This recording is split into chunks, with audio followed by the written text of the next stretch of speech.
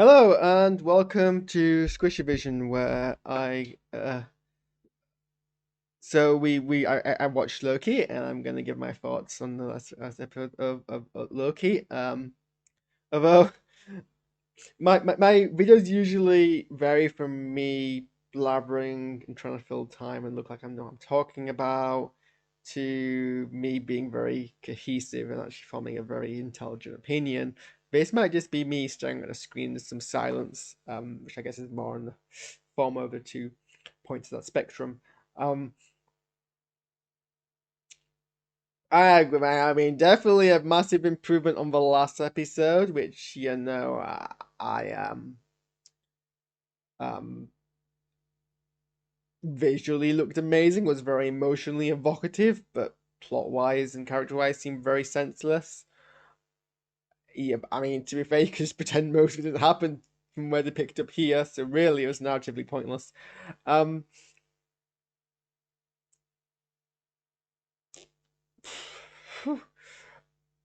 um, wow. Okay, well, Sif came back, Jamie Alexandra. I think, I mean, it's good to see him again. I mean, yeah, it's good to see him again. But I mean, what is it after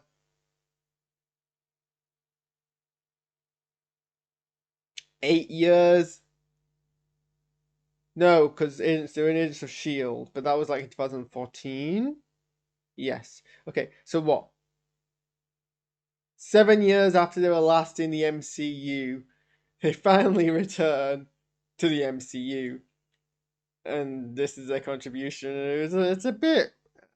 It's it wasn't. It wasn't funny, but actually the thematic point was very poignant about Loki wondering if he's alone or not, and does pay off later. So fair enough. Um, and I guess if it had been anyone else, it would kind of be like, well, it's kind of doing Jamie Alexander dirty, seeing as she wasn't in Ragnarok. Of her character, I guess, is spy for cosmic, so fair enough. Um,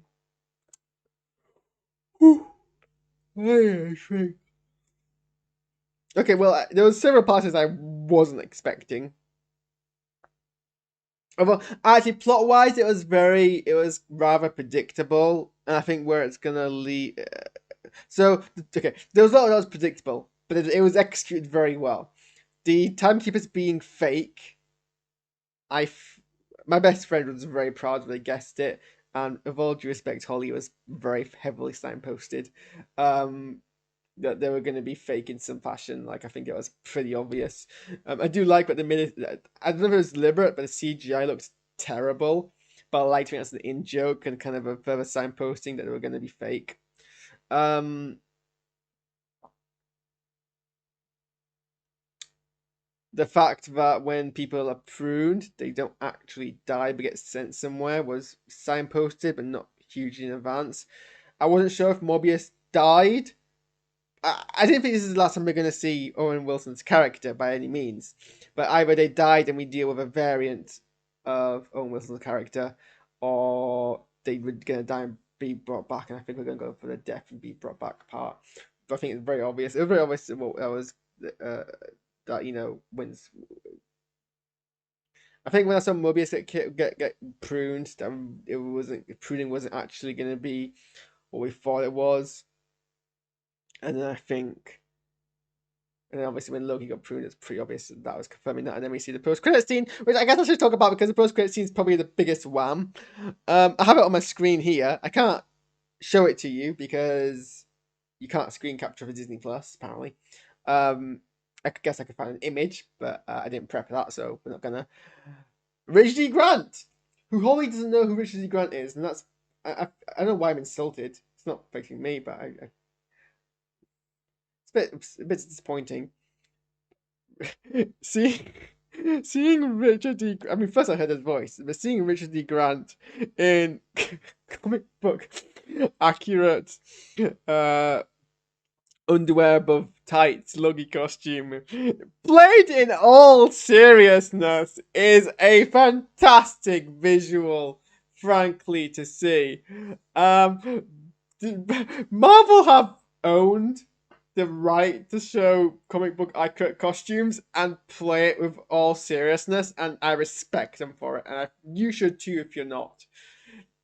So yeah, the last image we see is a very, very serious looking Richard D. Grant as Loki, and then I don't know if I should know the actor's name, so I don't. Sorry.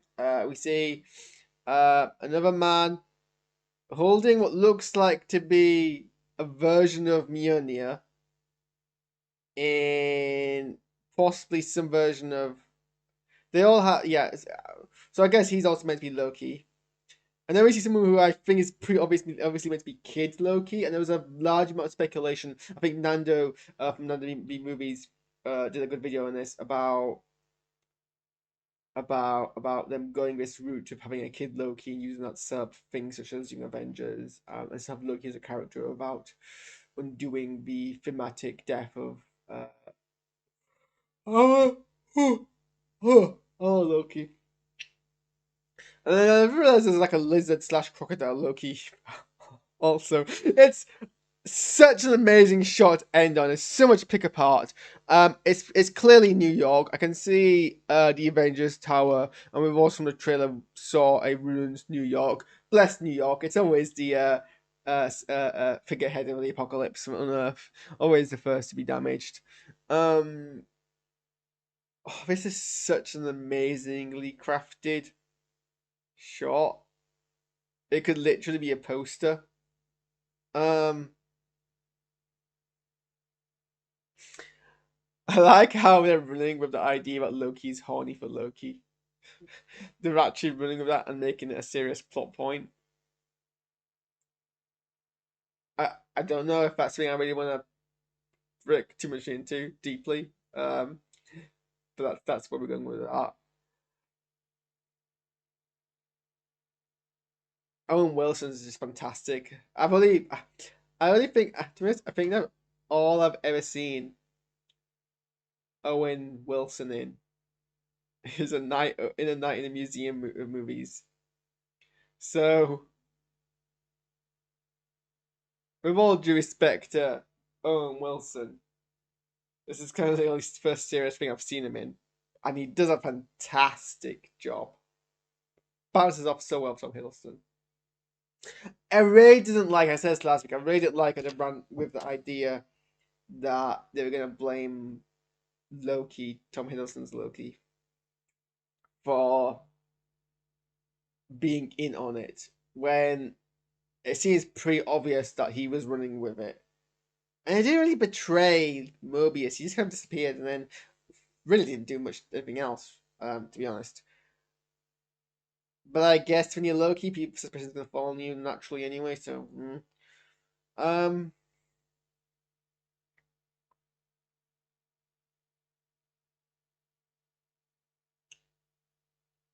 but even though I think it's pretty obvious that O. Wilson's Mobius is gonna come back in some form, the way he was executed and his portrayal at that moment was just delicious. It was so good to watch. It made me internally gasp, even though I knew it was coming. Well, actually, no, I didn't know it was coming. I wasn't shocked, but I was shocked internally, if that makes sense. I was shocked by the execution. I wasn't shocked by, you know what? Never mind. I don't know if Hunter B-15 was killed or not. I'm a bit confused about what happened there.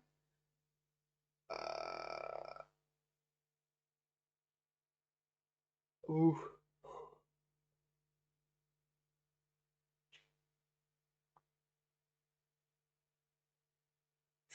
Also, the mystery of what Sylvie did to be captured is quite enticing. I can't think. I'm normally someone. I'm a fan of Doctor Who. I'm normally someone who thinks very deeply about time travel logic, and people are always like, you shouldn't do that because like time travel logic is often just like not, it's just made up and isn't consistent. And people often say Doctor Who is never consistent. It's bullcrap. Doctor Who is extremely consistent. It's extremely reliable in following its own rules. Its rules are quite, give it a lot of scope to play around with things, but that's fine. It's still consistent. It doesn't contradict itself because it doesn't establish too much.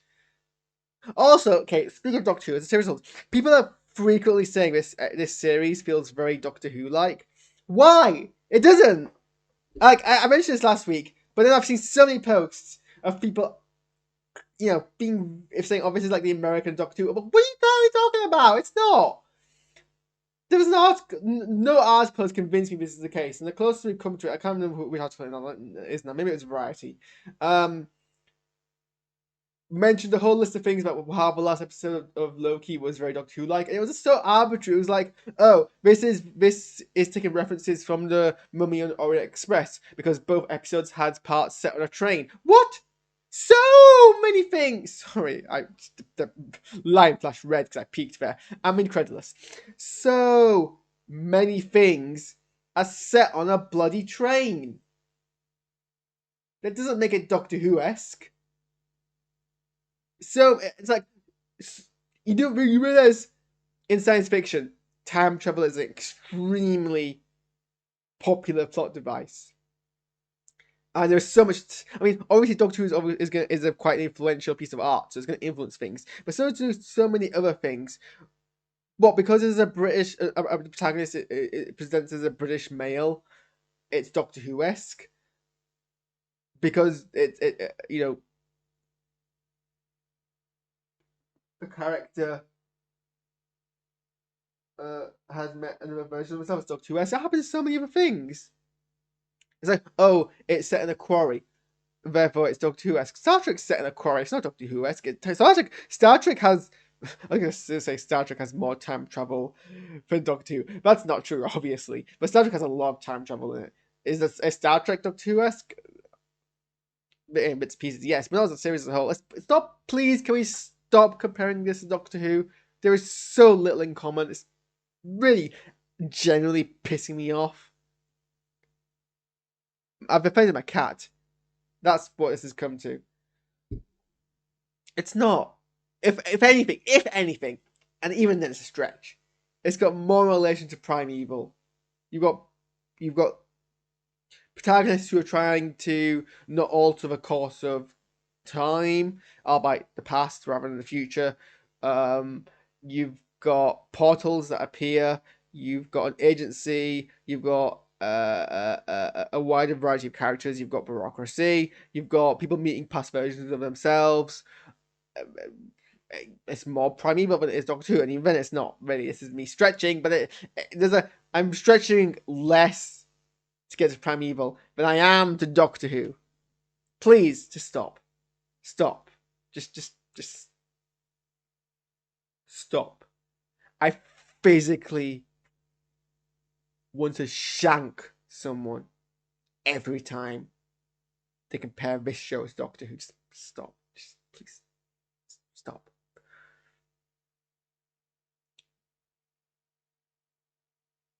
The music in the show is still phenomenal. I just can't get out of my head, and it's fantastic, and it's so evocative, and it's just who's actually composing this? Oh, so I need to stop reaching out to the frame, but Loki composer.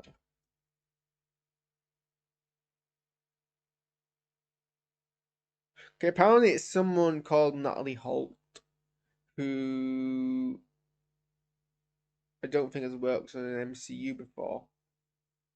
So it's like fantastic.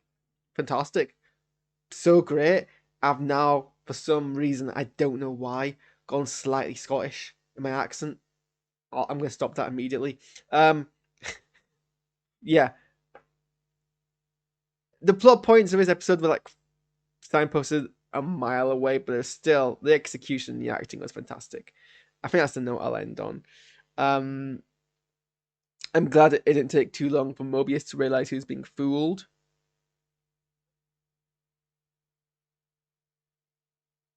And it goes to, yeah, we gotta get a lot of answers. This was episode 4. We have 2 episodes left. The pacing seems to have matched up to where I expected to be. I think WandaVision was like a step behind here. So hopefully we make the last 2 episodes count, and we get answers and then pay off rather than more stuff.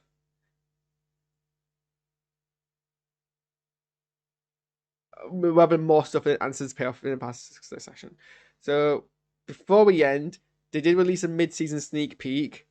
They released it before this episode, and if anything, by the Bad Batch sneak peek is to go by, a lot of the clips will be stuff actually we've already seen, and now so even more so now episode 4's come out. But we'll give it a quick look, see if there's anything that hasn't quite been seen yet. So let me just move my windows over.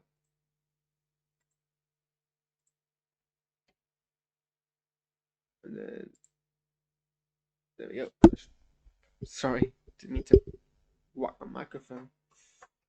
Oh, I do it with alarming frequency. Right, let's give this a watch, shall we? We have a saying in Asgard: where there are wolf's ears, wolf's teeth are near. It's a trap. He's lying. Just playing games. Pardon me for a sec, Loki. My ears are sharp, too. Here's the deal. Fugitive variant's been killing our Minutemen.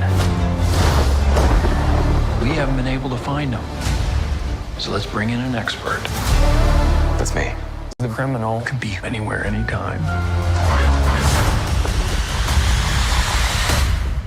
We gotta be careful. Anything we do can impact the course of history. You get that? Loki! Loki! Right on cue! The timekeepers are monitoring every aspect of this case. Trusting this man is not a good idea. No one bad is ever truly bad.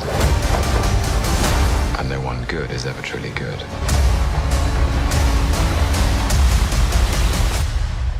This isn't about you.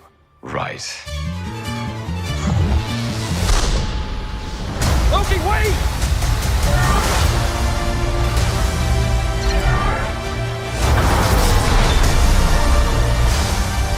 I believe, stupidly, You can be whatever you want to be. Even someone good. By the way, I should have an equal amount of security. This is insulting. you just can't help yourself.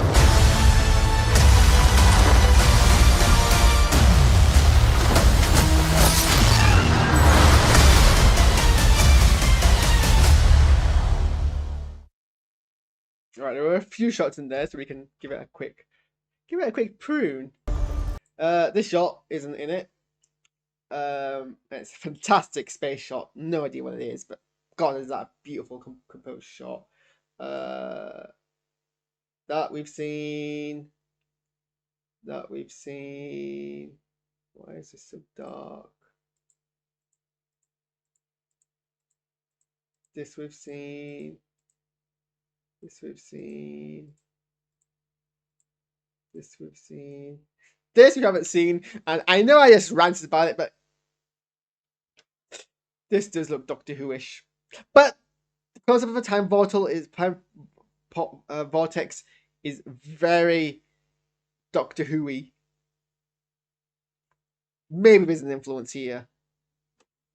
That's it. We're moving on. Seen this. Just seen that. I also want to play this game because I like the knife thing he does. I'm very into knife play. No one bad is ever. Sorry, I just like a good knife twirl. I find it very heroic.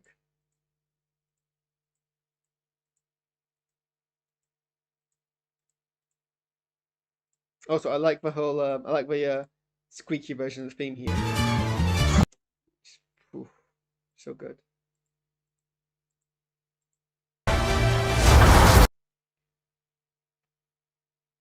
So here we see what seems to be a reverse pruning, and a ship appears. So maybe this is what happens when. So maybe this is a general plan where everyone who actually gets pruned doesn't get pruned. They all get thrown into a certain area. So maybe this isn't actually apocalyptic New York. It's just like an area where everything is kind of.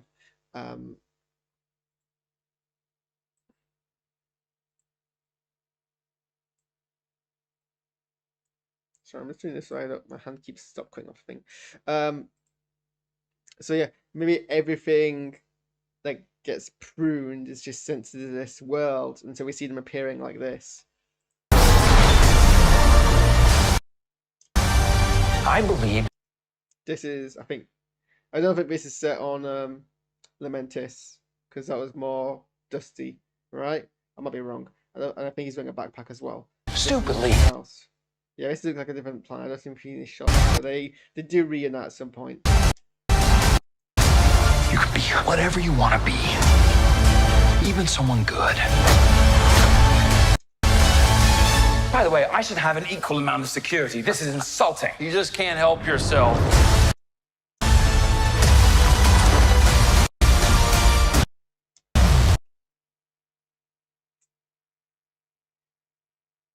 This we haven't seen. So this appears to be at the throne room at Asgard, but a much smaller one.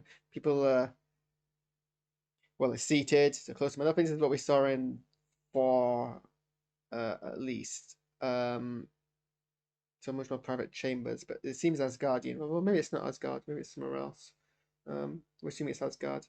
He's in his Asgardian robes again. So that's something we've got to see.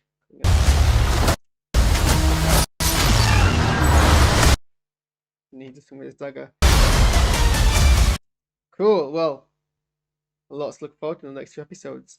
Thanks for watching the stream, and I see you tomorrow. Although I might just be gaming tonight, so we could look at my gaming channel. Who knows? Cheers.